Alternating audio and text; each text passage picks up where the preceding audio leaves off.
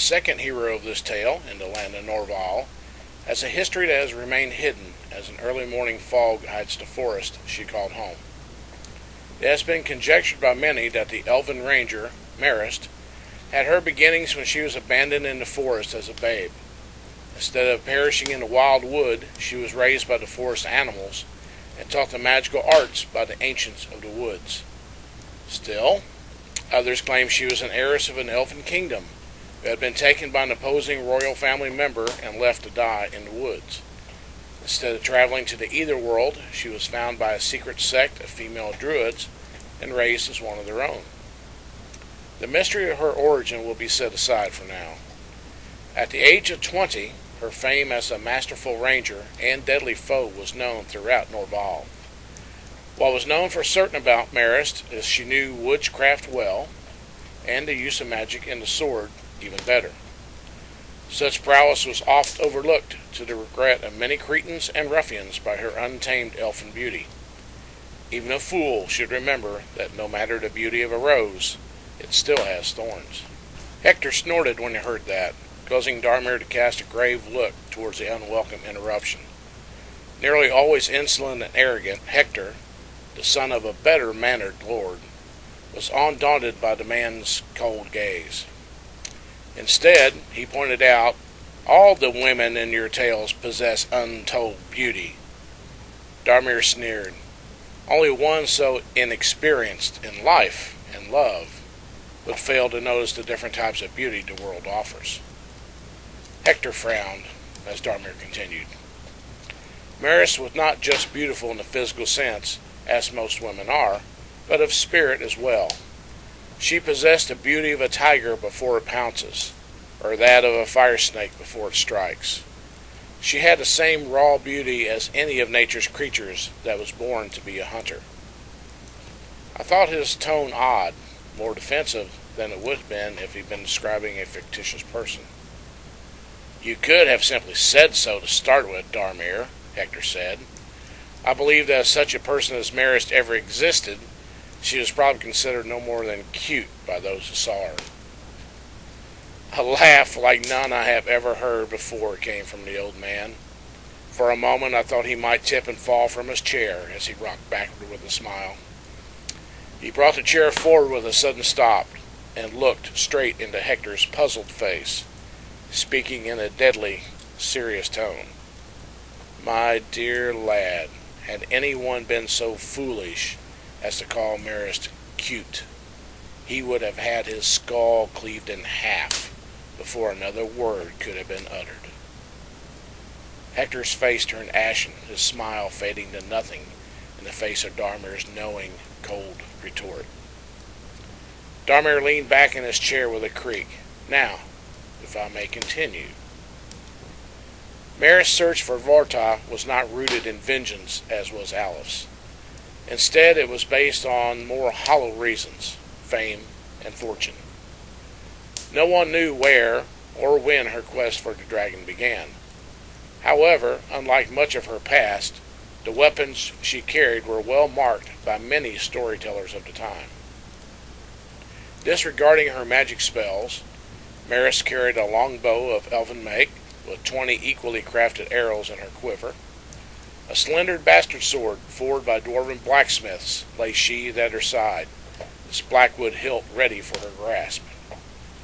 Hidden about the elf's lithe frame were 12 throwing daggers, 2 of which were made from blessed silver. For armor, she carried only a small shield of ironwood and a leather vest.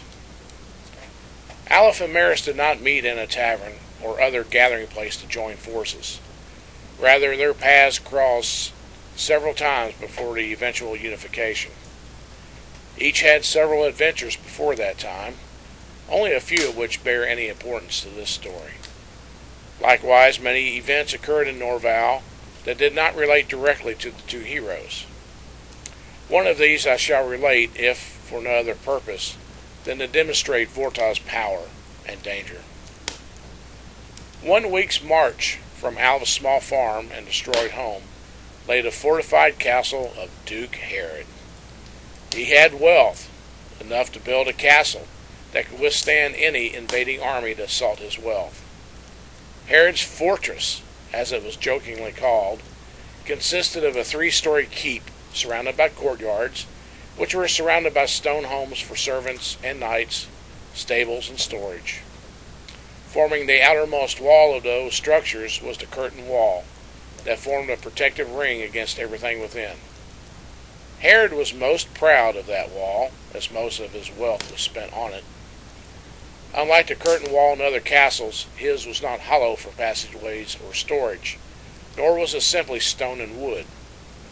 Those walls were reinforced with iron rods and plates throughout their thickness. Intense fire, sometimes endowed with magic, helped fuse the stone and iron together to form an impregnable wall. He often invited other lords to do their best to breach his wall, offering a bountiful gift of wealth to anyone who could. In 15 years, he had yet to pay a single rim, for not as much as a chip had ever been loosened from the wall. Despite that great wall, he maintained the finest archers throughout the land to man the battlements in case of attack.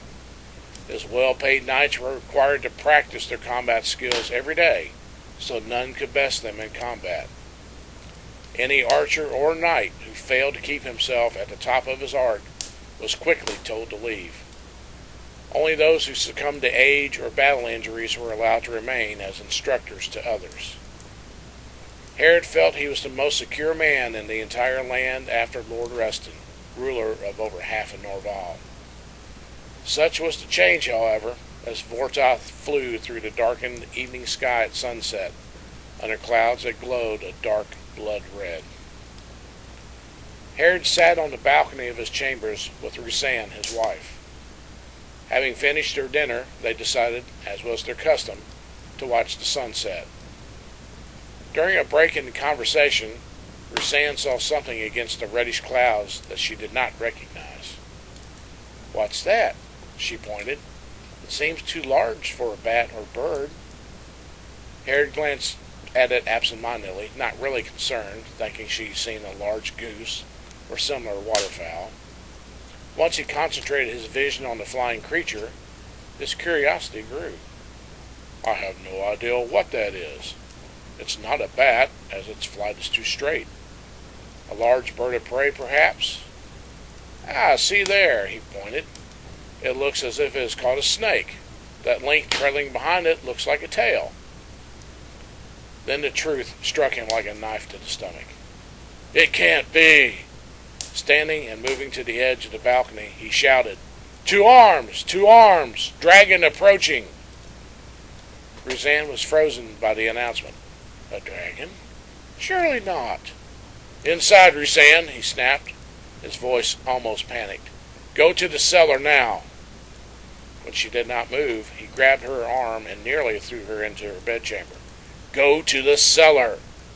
She still did not move, her eyes caught by the approaching silhouette that grew enormous as it approached. Herod grabbed his sword and scabbard before seeing his wife still standing where he left her. "Must I drag you down, woman?" He pulled out the door and led her toward the steps. A muffled sound came from her lips as she stumbled down the stone steps, her mind blank with fright. Herod was torn between his desire to push her down the steps to get her moving and the need to let her find her own way as he went down faster to lead the castle defenses. A flurry of shouts from outside and a great rumble from a crashing stone decided the issue for him. He ran down, dragging his wife behind him as quickly as he could without letting her fall. The second floor rushed by as the keep shuddered with the sound of another thud and crash of stone. At the ground floor, he saw the dining hall half full of overturned tables and meals scattered on the floor. Apparently, all the servants fled to the safety of the cellar. Looking out through the open keep doors, he saw his knights holding spears and crossbows, while his archers bent their bows, firing into the air. He looked into his wife's hazel eyes, blank with shock. He never thought she would be seized with panic. "Rusan, will you go to the cellar?" he asked softly. She blinked, and her thoughts returned. With a smile, and as if in a daze, she said, Yes, of course, dear. I'll find you some cheese and bring it up. His eyes watered with sadness. I'll wait for you upstairs, he said softly, kissing her for what might be the last time. She nodded and slowly walked across the dining hall, humming quietly to herself. He waited until he was certain she was moving in the right direction. Then he ran outside. There was another shudder, and stones bounced down the steps from the upper levels. Sir Ronald, Harold called to the nearest knight. What goes? The knight, with blond hair and a green tunic, replied, A red dragon, my lord. It seems to be toying with us at the moment, flying in and out of bow range. Harold looked up in time to see a fireball streak from behind the keep to smash into the stable. A burst of flame was quickly followed by the smell of smoldering horse meat. Dark red scales passed overhead. It's probably trying to test our defenses before mounting a full assault, Harold said. Mayhaps we can use that to our advantage. What are your orders, sire? Tell the archers to hold their fire until all can fire simultaneously. Have them aim in all directions around the beast, so no matter how it swerves, an arrow will find its mark. The knight nodded, turned, and read toward the curtains by the gate. Harold could only watch as his knights held their spears ready to throw, waiting for the dragon to fly into range. Crossbows fired rarely as the dragon tested the knights by flying or hovering just out of range. Harold looked around the courtyard to note the damage. Other than the stable, all was still intact. Another fireball roared down to strike the end of the servants' quarters. Stone exploded outward as flames turned the thatched roof and timbers into burning embers. He looked around the curtain in time to see his archers suddenly fire into the sky. Some were draped over the edge, their tunics smoldering or aflame. The best archers in all of Norval should be able to end this siege if they had the opportunity. He saw the green tunic of Sir Ronald as he shouted to the archers above. Then a dark red body the size of the castle gate dropped from the air to release a stream of fire at the stone curtain wall just below its top edge. Hot stone fell, as did the smoldering bodies of the archers. To Harold's distress, one of the flaming stones found its mark, killing Sir Ronald as it fell on him. With a flap of its mighty wings, the dragon soared upward again, having done the impossible. The stone curtain lay breached, with many of Harold's best men crushed and buried under it. He watched in horror as the dragon, apparently tired of its game, made diving attacks, unleashing fireball after fireball into the courtyard and curtain wall. Each mass of flame sent stone and flesh flying and burning. There was no hope of his castle withstanding such an onslaught. "Inside!" he shouted. "To the cellar!" But no one was left to hear him. Rocks crashed to the ground a few yards away, making Harold scramble inside over the rock-strewn dining hall toward the cellar door. Running past overturned pots in the kitchen, he reached the ironwood door and slammed on it with his fist. More rumbles sounded throughout the keep, accompanied by crashing stone. He heard iron bolts being pushed back on the other side of the door. The thick door opened, allowing him entrance into the dark cellar, wavering firelight casting an eerie yellow glow against its walls. The door was immediately slammed shut as servants slid the heavy iron bars back into place. "What's happening, my lord?" a portly man asked. "Who would dare attack you?" Harold recognized Bors, one of the cooks. "'Tis a dragon that brings about this disaster. I dare say this cellar holds all that still live within the castle walls." Quiet moans of worry and prayer filled the room. Harold ignored their worried expressions and looked at the faces of 20 people crowded shoulder to shoulder in the small room. All were servants and kitchen staff. He did not see the one face he sought. "Bors, my wife. I sent her down here, but I don't see her." "Aye? She came down not right in the head, begging your pardon, my lord. We have put her in the back corner with a blanket. My thanks, Bors. You will be rewarded for your care once we're out of this. He nodded and walked toward the back of the room. Rhysand sat on the floor beside a barrel, a dark wool blanket draped across her shoulders and back. She knelt, rocking back and forth as she hummed quietly to herself. Herod knelt beside her. Rhysand? It's me, Herod. She continued rocking, unaware of his presence. He put his arm around her and drew her close. The sounds continued above the room. A loud thud was followed by the sound of falling rocks. After several minutes, the sounds became louder. Herod assumed the keep was taking the brunt of the attack. With each shudder, the group gasped in unison.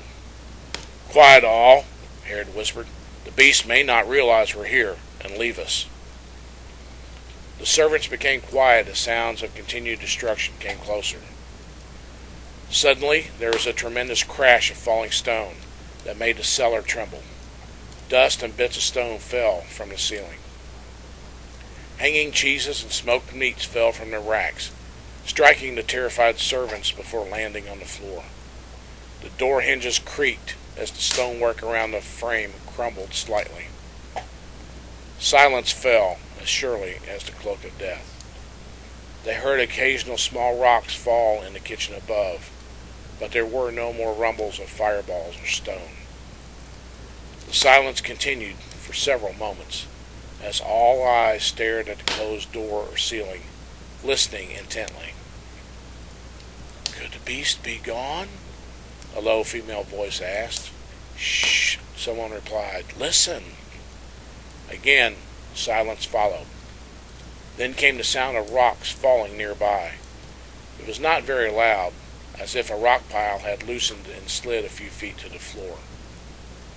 After the last click of falling rock, the only sound was their breathing in the cellar and Rhysand's quiet humming. Several minutes passed, and the people began to relax. No sound came from beyond the door. Bors, Herod said quietly, put your ear to the door and listen. The cook nodded and walked slowly toward the door. Bending over, he put his ear to the wood to listen for any sound from outside. After several minutes, he straightened and stepped down the stairs. I hear nothing, sire. I believe the beast is gone. Herod nodded and stood, leaving Rhysand where she was. Let's try the door.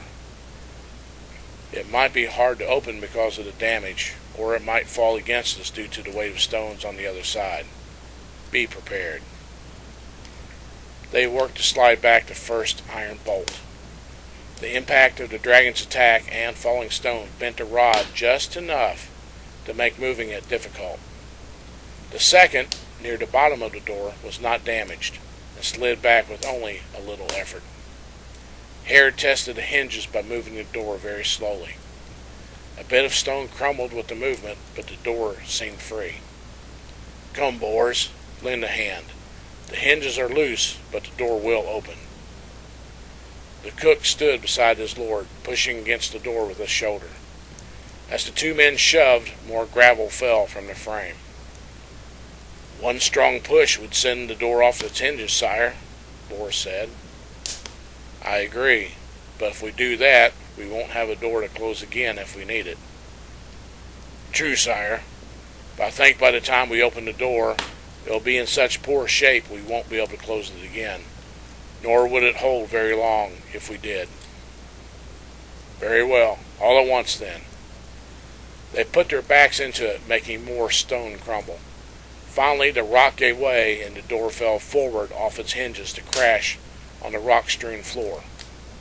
Dusky sunlight shone, exposing the fact that the keep walls had been reduced to rubble.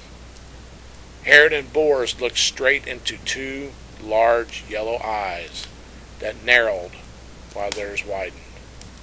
Vortas stood with his head only 5 feet from the open cellar, as if he had been waiting impatiently for the group to come out. Both men were seized by fear and did not move. The dragon contemplated for only a moment, then released a blast of fire that sent the two back into the cellar, which now became a giant oven for all those trapped within. Vorta, stopping his flame, put his head inside the steaming cellar, catching the smell of burnt flesh and wood. It was far too narrow for him to enter, but as he looked about the rubble of what had once been a fine castle, there was no need to worry about the cellar's contents. The courtyard would provide a bountiful meal.